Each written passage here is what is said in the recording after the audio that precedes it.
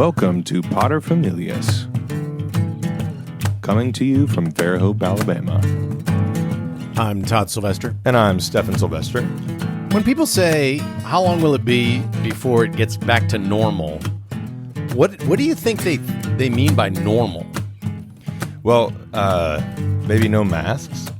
I don't know. Oh, I've already read articles where people are like, I'm going to wear a mask for the rest of my life. Seriously? They are not joking. There was a doctor who were like, I should have been doing this all along because it's so much better, so much safer.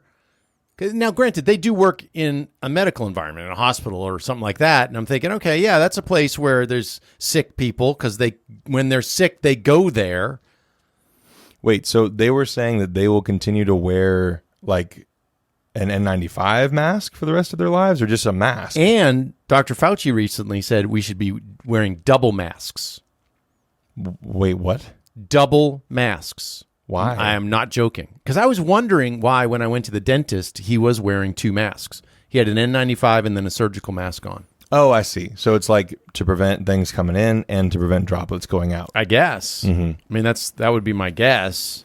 Because I guess the idea initially was what they do in Asian countries, and we were copying that, which is whenever you have the symptom of coughing, if you're going to go out in public, then it's considered polite in Asia, or I should say a lot of Asian countries, not all of Asia, but Japan, let's use as an example. Right.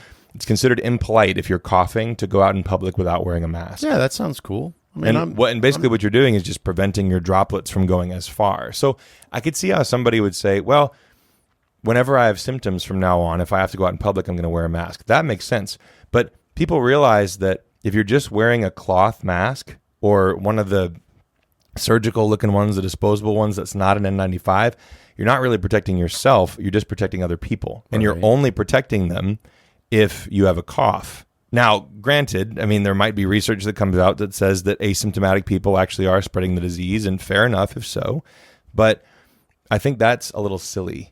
So the whole back to normal thing. Yeah. When do you think that's going to happen? Like movie theaters packed again for... Well, apparently there's going to be a lot of people who will never go back to normal. Well, that's what I'm saying. Yeah. I don't think, because when people say, oh, I can't wait for it to go back to normal, I'm like, well, what's your normal? And I don't like the term new normal, but it's real. I don't think it's ever going back to normal. Ever. You don't think so? Ever. I really don't. I think it is, people are gotten so comfortable with this whole social distance thing. And I think it's an introvert's dream. Well, yeah. So, in a lot of ways, and a germaphobe's dream. Yeah. And a lot of these people are just going to run with it. And you're welcome, Howie. And they're like, this is awesome. Yeah. DoorDash, leave it at the door. I already paid for it. I already gave you a tip. Get out of here. Oh my gosh. I won't see your face except through my Ring doorbell. And you're safe as long as they never actually touched anything. Drive away. Stop breathing. You're safe. Make sure you disinfect everything. I don't know. Look, I could be totally wrong about all this, but do you want to hear my theory about how this is all going to end up? Yes. I think that there's going to be, I think that you're right, that things won't ever completely go back to the way that they were before, whatever that is, normal or whatever. Right. And I think what's going to happen is you'll see a lot of people outwardly saying like, yeah, this is the new normal and this is important so that we can be safe. But then privately doing the stuff that we saw all these politicians doing, which is if the cameras aren't on, then who cares? But even with the politicians, they were doing it in small numbers. No, they weren't. Did you hear about this? No. So there was this dinner that was going to be thrown for the new representatives in the House of Representatives. And I forget if this was like, when would this have been? I guess it was for the freshman representatives. And we're talking about 80 people, just the representatives, not including the servers and other people in the room. Mm-hmm. And there were pictures that were posted of what the room looked like. And there was clearly not a big enough space for people to social distance. And so they were going to go through with it. Everybody was cool. Everything was going forward. And then somebody pointed out, they were like, wait a minute, how are y'all going to stay 6 feet apart in a space that small? And they were like, well, let's cancel it. So they canceled the event. So I think what's going to happen is people will continue to do that sort of thing behind closed doors. Yeah.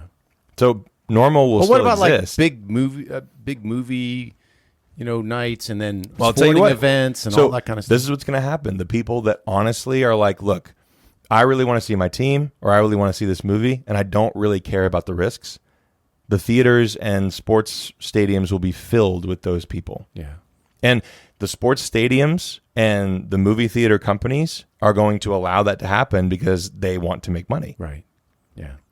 I mean, it's like that's how venues are going to come back for concerts and whatnot. Do you remember all these country singers who were getting in trouble for having these private concerts, and then they post a picture, or somebody posts a picture, and nobody's wearing a mask, and there's like 200 people that are there at this small private show? Right. I didn't hear about anybody dying, but apparently that's a bad thing to do. Right. So as long as you're keeping it behind closed doors, I think that people will, like, quote unquote, go back to normal. But outwardly and on social media especially, things will never be normal again. I agree. I want to punch it up. Yeah. Let's do this thing.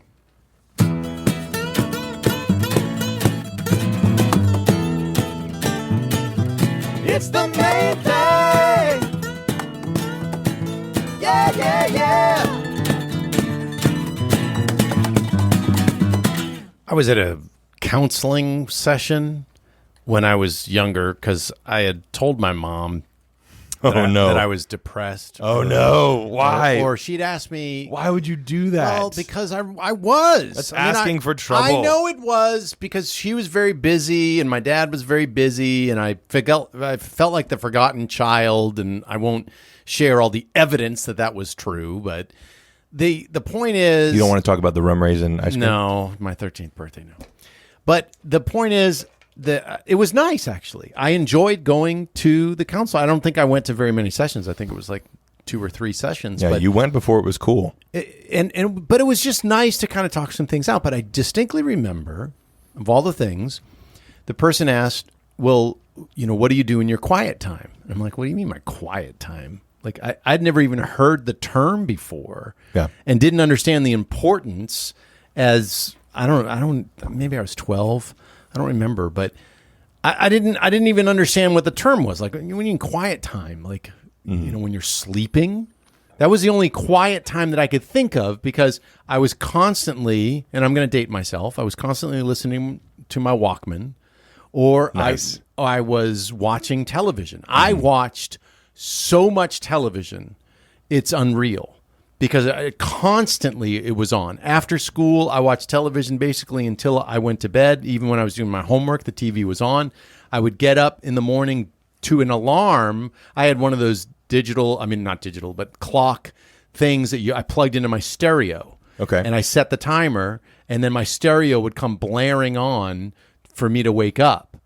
And I kept the stereo on until I left for school. So you didn't have any moments where you didn't have any noise? None. Zero. Took the bus, and then finally when I rode, I took the bus for a while. I rode with Uncle Gordon, but we blared music the whole way. And then when I was driving, blared music the whole time. Interesting. Constantly, I had sound in my life. So what is the deal with this quiet time, and why is it important? Do you mean like in general for Yeah. people, or just Yeah, in general. in like a counseling or therapy situation? No, in general, because I mean that the person really instilled in me a desire for quiet time, and then I'll share later on how I initiated that and what effect it had. Well, if you're asking if it's important, then I think it's obviously important. Although it's something that, But there are people listening right now who are like, "Well, I don't really have much quiet time. I listen to podcasts." Well- like Potter Familias. well, I mean, you go crazy without quiet time. And Why? So, if you don't have any silence in your life, if you don't have any moments where you don't have music or TV or like, I don't know, What about audio like stimulation. calming meditative music? No, because Isn't that considered quiet time? no, it's not actually, because it's by definition not quiet. Lower volume time. Lower volume time. You just need to get yourself some lower volume time. That'll fix it. No, that doesn't count. And I know this for a fact, because for me, I used to get all of my quiet time, and I still get a significant amount of it, but not as much when I'm driving. And I used to listen to music constantly in the car. There was never a time when I wasn't listening. But when I was a teenager, something clicked in my brain, and I was like, you know what? I am just going to turn the music off. And I love listening to music in the car. Oh, yeah. So it's not like it was a choice based on like, oh, I'm tired of listening to music. It was like, no, I realized that I needed time to be able to think and to allow my brain to sort of work some things out.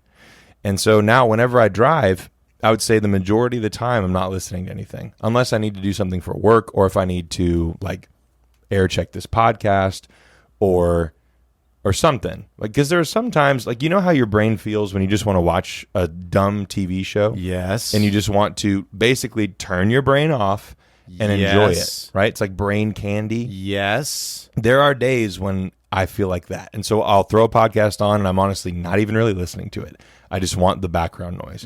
But there are some times when I am like shouting at other drivers while I'm on the road. And then I have this moment of like, oh, okay. So then I turn the music off, turn everything off. Now I can only do this when I'm driving by myself, obviously, because it doesn't work with my kids in the car. They don't do quiet time? No, they, you know, Hey, everyone, we're going to take some quiet time for oddly Dad. enough, that doesn't work like at all. So only when I'm by myself driving, which I do a lot of driving for going to shows and that sort of thing. So I do have a significant amount of time in the car by myself every week. And that is my time of silence. So that's, you don't really necessarily then have a scheduled quiet time though. I do not. Okay. And that's only because my schedule just generally is so chaotic right now. Yeah. And any time that I'm at home, if I'm not doing chores or playing with the kids, I'm hanging out with my wife. And is there a general amount of quiet time that we're talking about?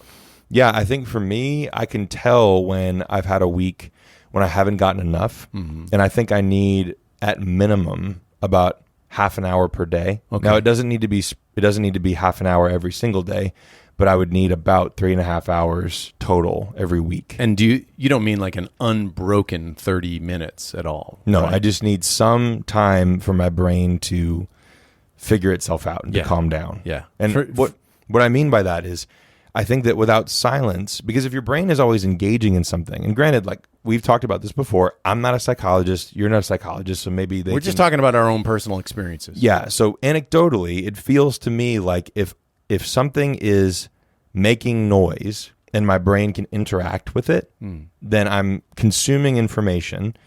And if I'm doing that, then my brain is sort of on standby, even if I'm not really paying attention. Right.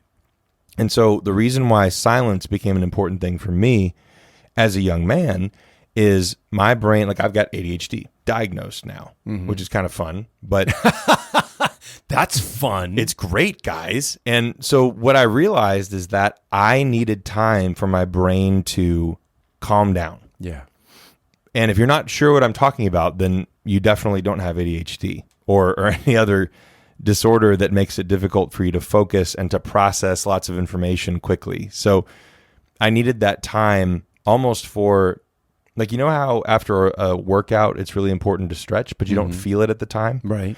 So if I were to go and play basketball for like 2 hours and play hard, like I meant it, for 7 days in a row, and each time I wasn't stretching afterward, this is what would happen. So the first day, I wouldn't even notice that I had missed stretching. But then I would wake up the next day and I'd be like, man, I'm really sore. Then I'd go play again. Wouldn't really notice the second day, but I would also be like, oh, man, I'm still kind of sore from yesterday. So if I didn't stretch again, on the third day when I woke up, I would be close to not being able to get out of bed. Right, right. And if I continued to do it, then eventually it would become apparent. I'm like, wait a minute, I'm missing a step here somewhere. And you'd end up getting injured too. Yeah. And so mentally, we do the same thing. We're always interacting with the world in some way mentally. And so you have to have moments where you can allow your brain time to not be consuming, but then to be processing. Yeah. And so you just don't give it any more input and you let your brain sit still for a minute. Right. And if you do it, then you see the benefits immediately. Yeah. Not only that, but for me, quiet time allows me to focus. Yeah. So what did you end up doing?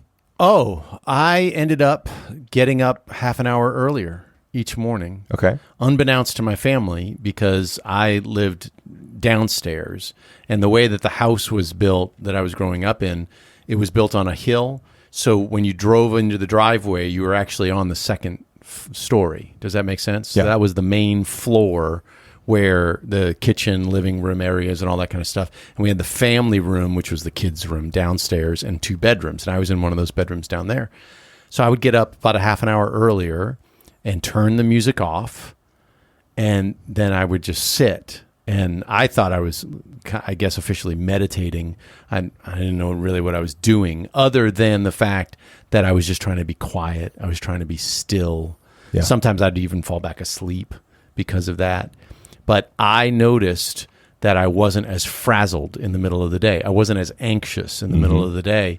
And then it even got to a point where I started to kind of try to focus on things. Like I was trying to focus like, all right, what am I doing with my life? Now, that's a pretty big question for a 14-year-old or 12-year-old. I don't even remember how old I was. Yeah. Yeah, that's right. I wasn't even in high school yet. Well, I mean, that's about the age when you're starting to ask those questions, though. Right. Or what are my likes and dislikes, and where do I see myself? It wasn't one of those deep things of where do I see myself in 5 years? It was me just kind of dreaming about, well, what would it be like to be a famous actor or something like that? And I got happy thinking about those things. Like I was happy. I was thinking about happy things, and it did affect my emotional state. And then I figured out that this is a habit that I want to keep. Yeah. Like for me, I've gone through long periods of time where I've exercised, and then I've also dropped off that exercising. Yeah. How long did you have us running with you when you were running? Oh, not Remember? very long, because I kept increasing the mileage. Yeah. Because I'm psychotic.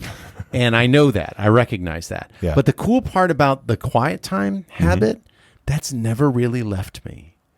And not long periods of time. Not like I do 6 hours of silent meditation. I'm not talking about that. But I absolutely have to have at least 10 minutes of quiet every day. And I find it somewhere. I'll sneak off. It's such a nice thing working at a church and working at a church campus, because I can go over to the church and it's always quiet. And sometimes I'll go and bring a drill as if I'm going to do something, and I'll just fix one thing and then I'll just sit. And it is so pleasant for my brain, which then has so much effect on every part of me. It has an effect on my personality. It has effect on the exchanges that I have with other people, the way that I interrelate. That quiet time is gold. I mean, it is one of those things where it's cardinal, meaning it's a hinge.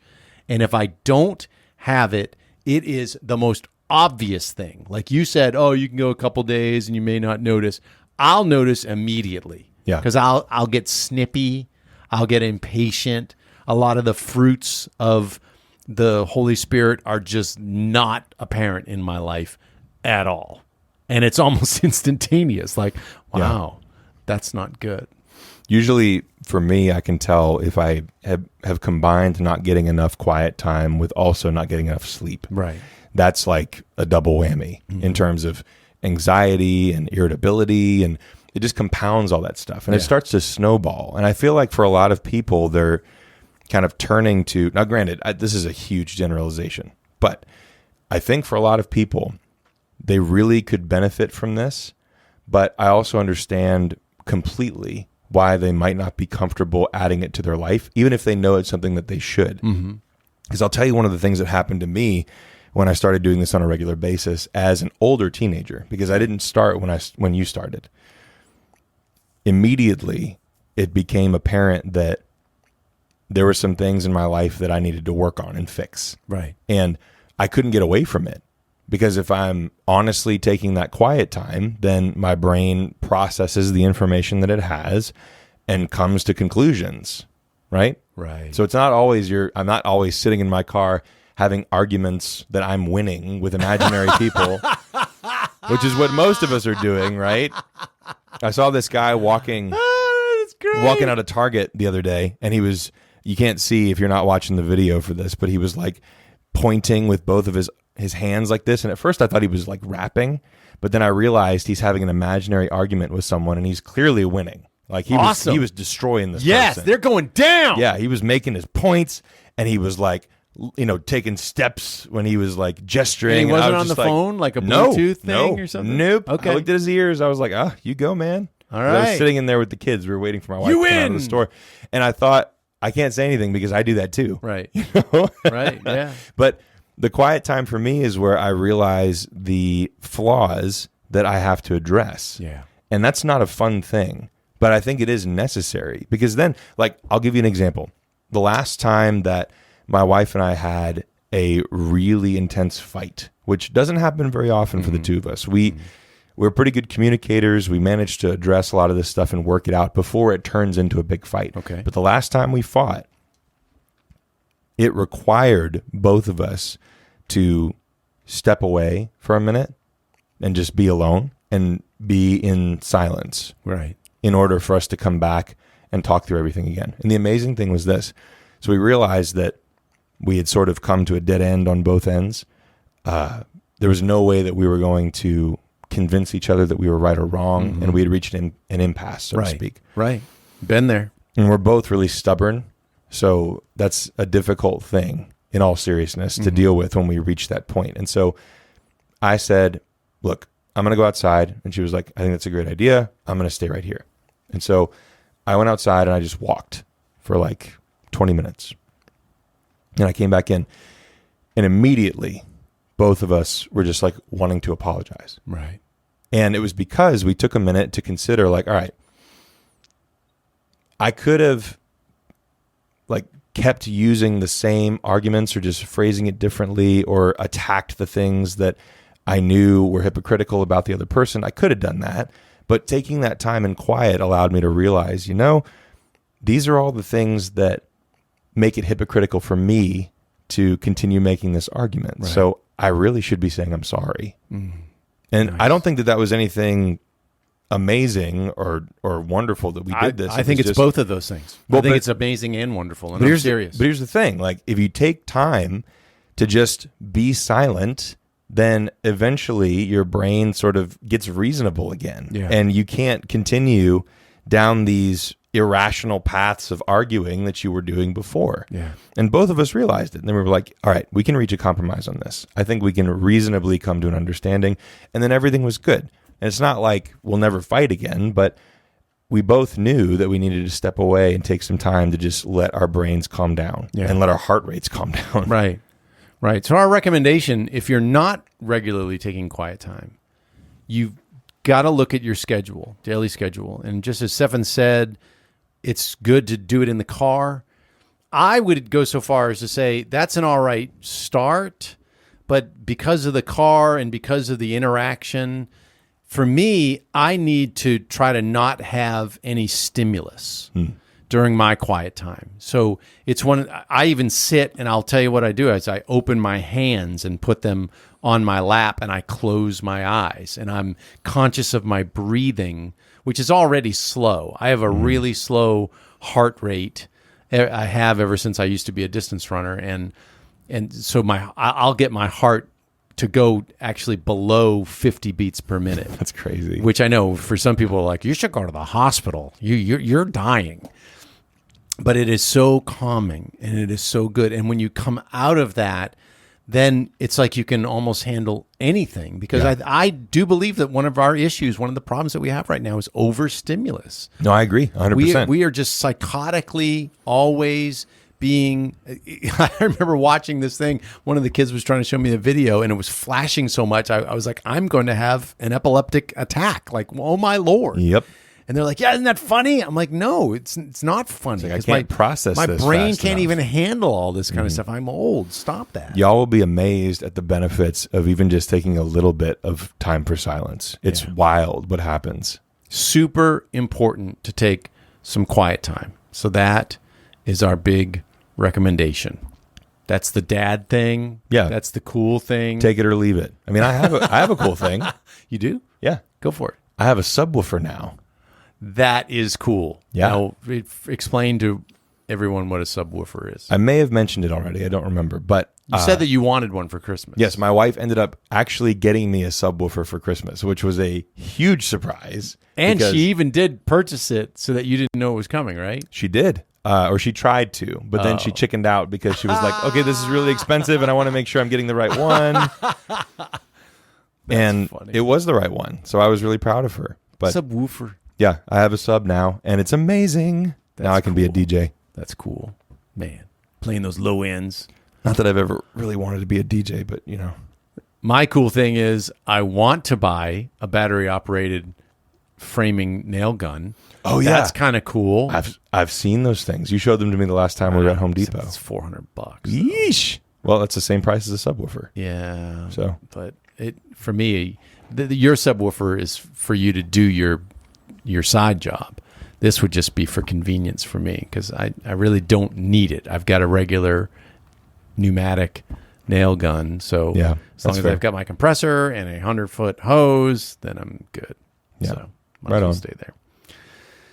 If you enjoy this podcast, please share it with others. please do. Like, share, subscribe, do all the things on the social media stuff. Possibly become a patron to That support would be us. super cool. That'd be awesome. We have the best listeners in the world. You guys rock. Thank y'all.